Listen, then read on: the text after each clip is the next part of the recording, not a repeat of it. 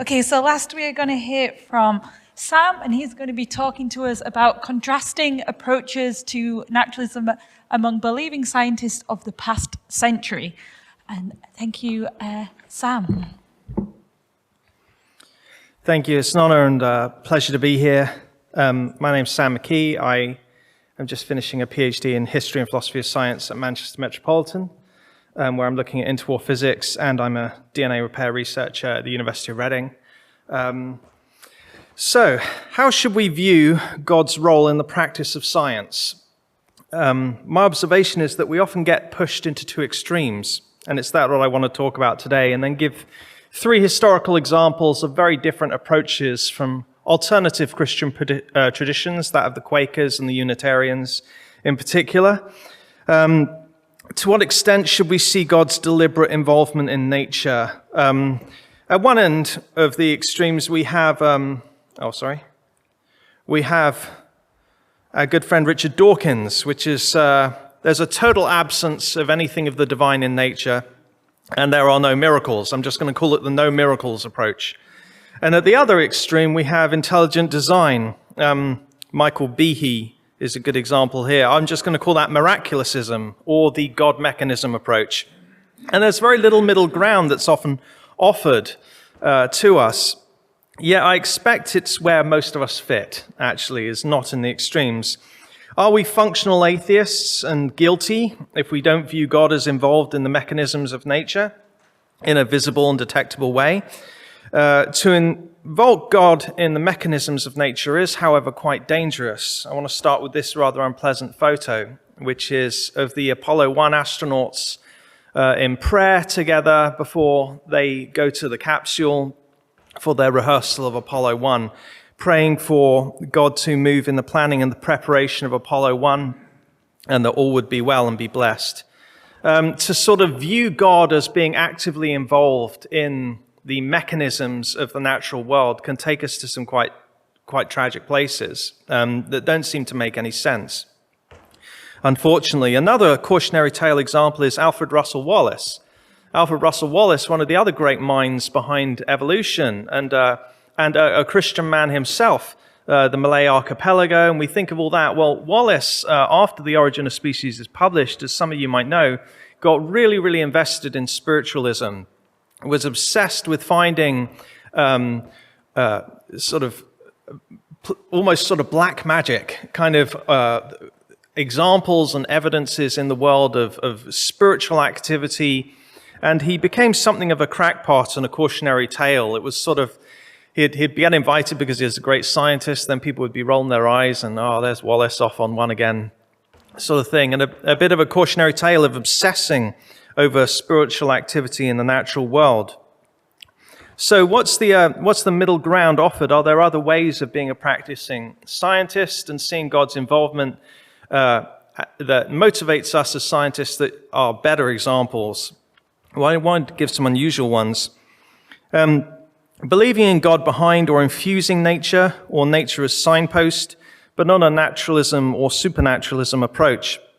By the way, who's afraid of naturalism? I'll just put this down, because that's often a dirty word for us as Christians in the sciences.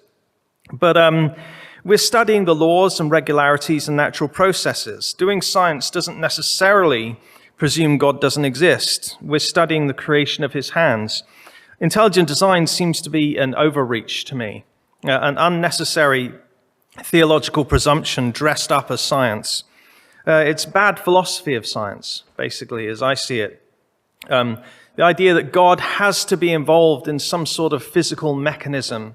There must be a God particle, or a God atom, or a God cell, or a God process, or else the whole thing comes down. And why make that presumption in the first place?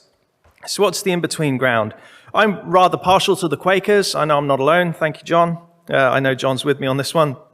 The Quakers are very good at science, historically. They're very good at seeking. Arthur Eddington, the great interwar physicist, talked about seeking. Seeking is the spirit of science, just as it is the spirit of faith. And their theology was often very useful in helping them solve problems. And in the case of Eddington, some very, very complex problems. to do with stellar physics and relativity, because of their rejection of dogmatism and their attitude towards truth-seeking with openness, and particularly a passion about not lying, not cutting corners, not being deceitful in how you present your research and how you do your research. They question assumptions a lot. They expect revelation in nature from anywhere, and that inspiration could come from anywhere at any time.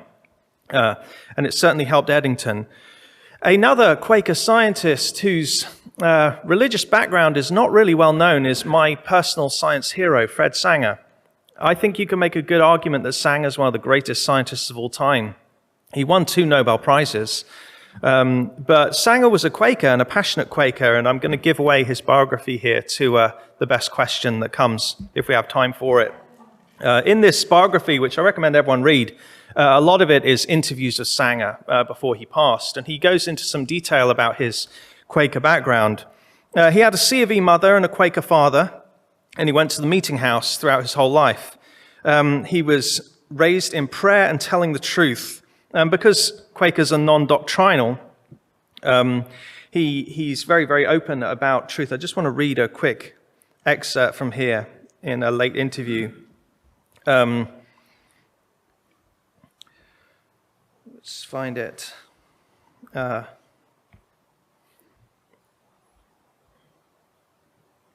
Truth is something that I still regard as important, and I think this is something that is very important to a scientist, because the scientist is essentially searching for truth. It's about truth. I think that I have more respect for truth than most ordinary laymen as a Quaker. When I came to Cambridge, I was essentially a Quaker, but although I probably could not accept all of the religious doctrines and so forth, I think one was left with a certain morality, moral ideas from the Quaker tradition. One of these things which I think is important is Quakers make a very strong thing of truth. Telling the truth is very important to Quakers. They believe there is only one truth, and you mustn't swear, because taking an oath implies that you don't have to tell the truth normally. Just going to find the next one.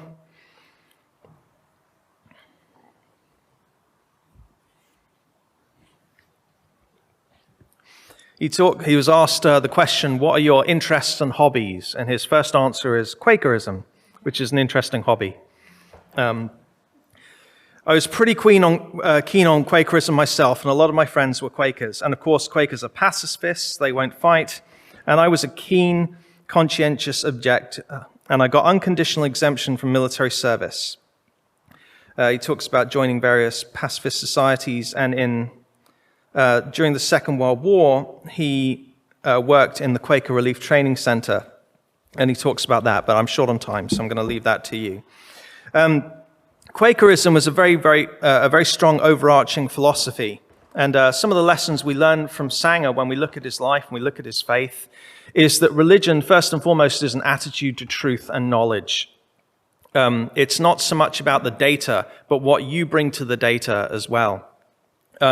Religion itself sanctifies the scientific enterprise. It should underpin and guide your approach to problem solving and investigation. It should keep you honest in your science. It should set the parameters of how you conduct yourself as a scientist individually and as part of the community. This is something I come up against quite a lot with the intelligent design people, is I don't always feel like there's a great desire for honesty in the data. It's more, can I use this to turn it into an argument for God's existence? Or something that agrees with my philosophical position. And the spirit of science and religion is one of seeking. Moving on quickly, the next is Maurice Wilkins, another very unconventional religious background as a scientist. Obviously, Wilkins won the Nobel Prize with Crick and Watson for hallucinating the DNA double helix. And he comes from a nonconformist background, Unitarian, rejected authoritarianism. And as a child, he talks about being 4 years old, being in church, and being told that God was everywhere, and arguing passionately with his Sunday school teacher that God could not be everywhere, only pieces of him could be everywhere, which the wonderful mind of a questioning 4-year-old in church.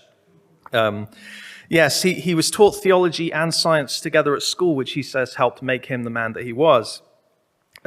He talks about a fascination with science and quotes, God made the light and saw that it was good, and that resonated with him and set the course of his life. His Unitarianism he credits with feeding a lot into his passionate environmentalism later on in his career. Very passionate about that because he saw the importance of faith demonstrated through works. Now, my contact with Wilkins in this was Wilkins gave one of the Arthur Eddington Memorial Lectures in 1978, and he intended to publish this gem of a little book called Science and the Divine. But unfortunately, the Cambridge University Press stopped publishing the lectures the year before, and so this sat unpublished, but you can get it in the archives of King's College London, so I raided them, and he had hand typed out and hand cut and glued in this book, all his pictures. And it is a little gem, and some of the lessons that come out of that is, firstly, there's no value-free science. It just doesn't exist. Science cannot avoid having built into it values of a religious, moral, and political kind, but indeed that it should be imbued with such, and we should be honest and open about these things. The importance of science and the creative. As religious scientists, what we do, it comes through in the creativity as well as in our values. And most importantly to him, a Christian vision of science is one that blesses and benefits humanity. It should serve a good end. It should serve a noble end. And that's where our attention should be. And because I'm running out of time, I just want to jump to the last one, the evolutionary biologist Sewall Wright. Sewall Wright was fundamentally important to the formation of the modern evolutionary synthesis. He was also a lifelong deacon and server in the Unitarian Church with his wife. He was a population geneticist, obviously. Did a lot of the statistical hard science with Ronald Fisher. Ronald Fisher was an Anglican who was a great communicator of science and faith, and then unfortunately got tied up in eugenics, which is what he's more known for, sadly. Sewall Wright was kind of the glue of the modern evolutionary synthesis. He sort of brought all these different disparate parties together that didn't really like each other or were from very separate disciplines and managed to sort of help unite them under one banner. He was truly a Unitarian in practice as well as belief. But his best friend was Charles Hartshorne, a philosopher and theologian, who was not a Unitarian, much more your classical Christian mainstream denomination. And they worked together a lot. They spent a lot of time together, and they started writing books together, including Biology and the Philosophy of Science. They worked together, and Hartshorne is much more famous as a theologian. And they talked a great deal about faith being expressed in philosophy and practice, rather than a more rigid natural theology or evidentialism. And some lessons from him. Firstly, science and religion is about science and theology. And sometimes we underemphasize that. It must emphasize a cooperation. It must have a unifying effect, was a very important value for Sewall Wright. Mind and consciousness permeate the universe, and there's little to be gained from rooting them in the material. So Sewall Wright, by the end of his life, was almost a full-on idealist, seeing mind as fundamental. And he became an important scientific voice in the emergence of panpsychism. There's an idea that consciousness is what really pervades the universe. The universe is painted onto a backdrop of consciousness. And what they emphasize together really is the importance of philosophy of science, doing good philosophy of science, which I'm sure some of you in here will appreciate. So my conclusion here, quickly, there's no need for us to fall into the extremes, seeing that as a religious scientist, we have to be at this end or at that end. History has actually given us some very, very different attitudes to what it is to be a religious scientist, both in vision and in practice. And I've chosen some very unconventional ones here today deliberately. But it's a false dilemma we're often presented with by the fundamentalists on both sides. Other Christian traditions have shown us how God can make the difference in other ways, and those underlying assumptions as a Christian need not be intelligent design or a functional atheism. Thank you very much. I know we don't have much time for questions, but if you've got any, you can grab me at lunch.